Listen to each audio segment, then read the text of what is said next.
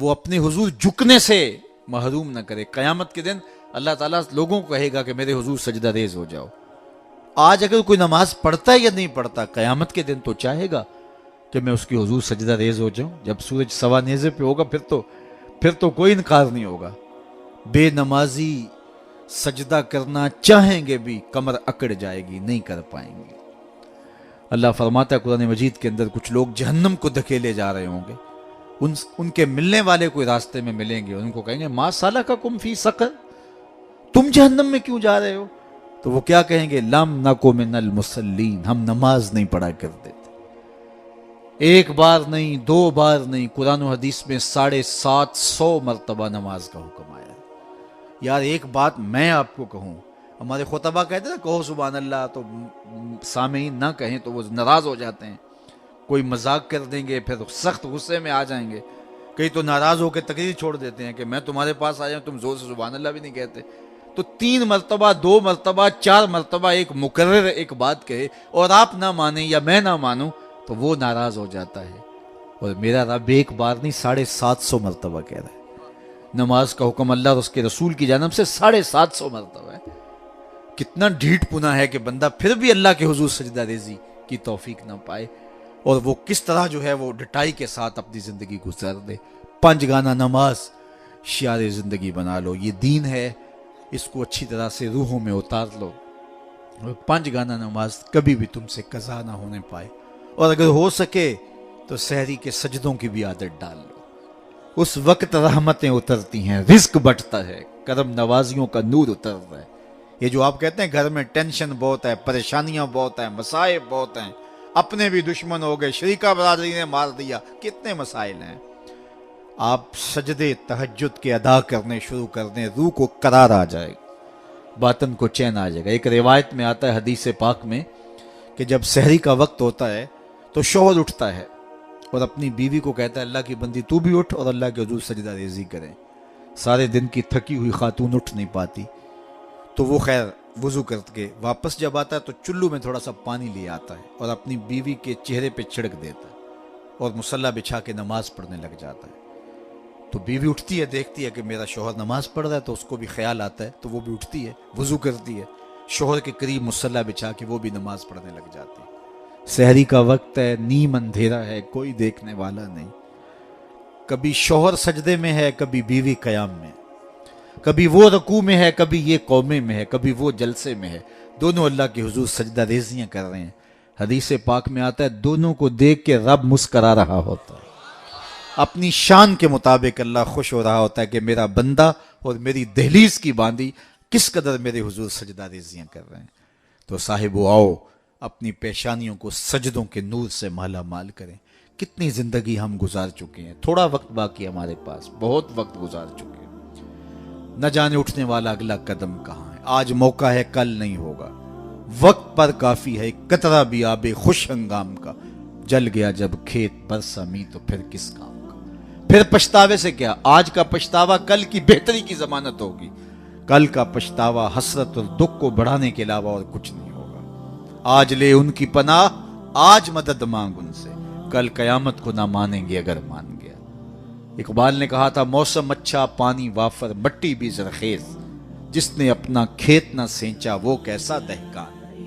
آج موقع ہے، آج فرصت ہے. وہ ایک فقیر تھا، وہ بازار میں کھڑا رو رہا تھا تو کسی نے روک کے کہا بابا کسی نے مارا ہے؟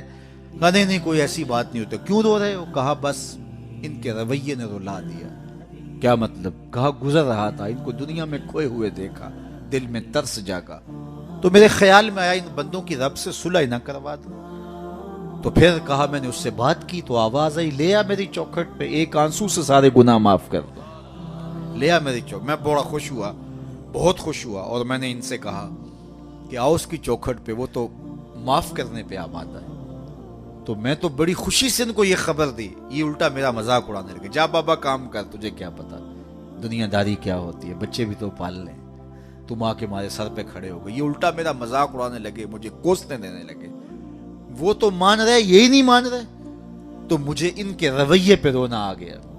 اگلے دن وہی شخص قبرستان کے قریب سے گزرا، دیکھا کہ وہی بابا قبرستان میں کھڑا رو رہا ہے. تو پھر رک گیا، کہا بابا بازاروں میں بھی روتا ہے، قبرستانوں میں بھی روتا ہے. آج کیا ماجرا ہوا؟ کہا کہانی کل والی ہے. کہا کیا مطلب؟ کہا کل ان سے مایوس ہو گیا، آج صبح اٹھا تو ادھر آ گیا. میرا خیال یہ ہوا چلو وہ نہیں مانے تو قبرستان والوں سے بات کرتے ہیں. تو میرا یہ خیال ہوا ان کی اور رب کی صلح کروا دو. تو کہا پھر آج کیا بنا؟ کہا آج یہ مان گئے وہ نہیں مانتا. آج وہ مان رہا ہے ہم بھی مان جائیں. کل ہم مانیں گے لیکن وہ نہیں مانے گا. قبل اس سے کہ وہ وقت آئے کوئی حجت باقی نہ رہے. تھوڑا سا وقت ہے. وہ کسی نے کہا نا اج سا بھی نے کھلے راہ بھی نے انج ٹوک نوکھڑے ٹکنے نہیں. ٹر پویں تے پینڈے مک جاندے کار بیٹھیاں فاصلے مکنے نہیں. آج میرے پاس بھی وقت ہے، آپ کے پاس بھی وقت ہے. اپنی مختصر زندگی کو اللہ اور اس کے رسول کے نام لگا دیں. یہی میسج ہے. یہ میلاد کا میسج بھی ہے، یہ معراج کا میسج بھی ہے، یہ 10 محرم کا میسج بھی ہے، یہ کربلا کا میسج بھی ہے، یہ 11ویں کا میسج بھی ہے، یہ 12ویں کا میسج بھی ہے کہ اللہ اور اس کے رسول سے جڑ جاؤ. اور اگر یہ نہیں ہے تو پھر کیا فائدہ ہمارا بیٹھنے کا، اور کیا فائدہ ہمارے اجتماع اور جلسے منعقد کر. پھر ہماری ذات کے چسکے ہوں گے، ہمارے کانوں کی لذت رہ جائے گی. میں آؤں گا تو آپ کھڑے ہو جائیں گے، نعرے لگائیں گے، میرا نفس پلتا رہے گا. کیا بات ہے، میں تو بہت بڑا ہوں. اللہ کے رسول کی نعت رک جائے گی، میری تعظیم کے لیے لوگ کھڑے ہو جائیں گے. اس سے مجھے بھی نشہ ملے گا اور لوگوں کو بھی لذت ملے گی. صاحب نہیں، ہم سب غلام ہیں، نوکر ہیں. رضا ثاقب بہت بڑا ہوگا، رسول اللہ کی نعت سے بڑا نہیں ہے. حضور نے ارشاد فرمایا جو شخص یہ چاہے کہ لوگ میرا کھڑے ہو کے استقبال کریں وہ اپنا ٹھکانہ جہنم میں تلاش کر لے. یہ چھوٹی وعید ہے، یہ رونگٹے کھڑے کر دیتی ہے. بلکہ نفس کی چالیں تو اتنی باریک ہیں کہ حضرت بایزید بستامی بولے کہ میں نے ایک دن اپنے نفس سے کہا کہ میں تجھے غذا بھی نہیں دیتا تو پھر بھی اتنا موٹا تازہ کیوں ہے؟ تو کہتے ہیں میرے نفس نے مجھے جواب دیا کہ بایزید جب تو گلیوں بازاروں سے گزرتا ہے نا تو لوگ انگلی کے اشارے کر کر کے کہتے ہیں یہ بایزید جا رہا ہے، یہ بایزید جا رہا ہے. میری غذا مجھے اس سے مل جاتی. اس کی تو چالیں بڑی باریک ہیں. واہ واہ بڑا جلسہ کروایا جی، کمال ہو گئی، منتظمین اس پہ راضی ہو گئے. صاحب اس کی ضرورت نہیں ہے. ضرورت یہ ہے کہ کیا میرے عمل میں تبدیلی آئی، میری زندگی میں کوئی تبدیلی آئی، میری پیشانی کو سجدہ نصیب ہوا یا نہیں ہوا، میں اپنے پچھلے گناہوں پہ نادم ہوا ہوں یا نہیں ہوا، مجھے شرمندگی ہوئی ہے یا نہیں ہوئی، میں نے قبر کے لیے کوئی روشنی تلاش کی ہے کہ نہیں کی. قبر کے چراغاں کا بھی تو اہتمام کرنا ہے، وہاں کی بھی تو روشنی اکٹھی کرنی ہے. وہاں بھی تو سخت اندھیرا ہے، وہاں تو وحشت ہے. اللہ اکبر، تو وہاں کے لیے بھی تو کچھ چراغاں کرنا ہے. تو یہ مختصر زندگی اپنی قبر کو روشن کرنے کے لیے، اپنی آخرت کو پر نور کرنے کے لیے، اللہ اور اس کے رسول کی رضا جوئی کے لیے گزار دو. اقبال کے سارے کلام کا رس نہ چھوڑیں تو خلاصہ یہ نکلتا ہے کہ محمد سے وفا تو نے تو ہم تیرے ہیں، یہ جہاں چیز ہے کیا لوح و قلم تیرے ہیں. کہا ان سے وفا کر لو پھر قلم بھی تمہیں دے دیں گے، تختی بھی تمہیں دے دیں گے، جو لکھنا ہوا خود ہی لکھ لینا. پھر تیری تقدیر کے فیصلے واشنگٹن میں نہیں ہوں گے بلکہ خدا بندے سے خود پوچھے گا بتا تیری رضا کیا. شرط یہ ہے کہ جب دل کا رشتہ حضور سے جڑ جائے، قرآن اور صاحب قرآن سے جڑ جائے. آئیے میں اور آپ اپنی زندگی کو ان کے نام لگائیں. نماز عشاء کا وقت ہوا چاہ رہا ہے. میں جتنی باتیں کر لیں اگر ان پہ عمل ہو جائے تو میرے لیے اور آپ کے لیے اتنا ہی کافی ہے. اللہ ہمارے مولانا طاہر صاحب کو درجوں کی بلندیاں عطا کرے، ان کے کام کو قبول کرے، ان کے رفقا، اراکین انجمن اور آپ جتنے لوگ تشریف لائے آپ سب کو اس محفل کی برکتیں عطا دیں. اپنی نسلوں کو بچاؤ، اپنے بچوں کو درود و سلام کی لوریاں دو اور ان کو حضور علیہ الصلوۃ والسلام کی محبت سکھاؤ اور کبھی سجدے سے انہیں دور نہ رہنے دینا. ان کی پیشانیوں کو بچپن سے ہی سجدے سے آشنا کرو. بیٹیوں کو پردے کی تلقین کرو، بچپن میں ہی تلقین کرو اور ان کو قرآن مجید پڑھنے کی تلقین کرو. اور سجدے سے کبھی ہمارے گھر نہ آشنا نہ ہو. کتنا خوبصورت گھر ہے کہ جب صبح کے اجالے پھوٹتے ہیں تو مرد مسجدوں کو نکل پڑتے ہیں اور بیٹیاں گھروں میں مصلے بچھا لیتی ہیں.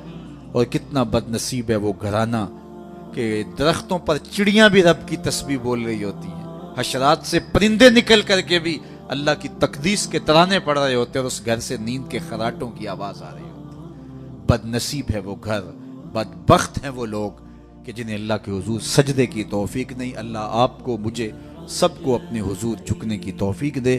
وآخر دعوانا ان الحمدللہ رب العالمین۔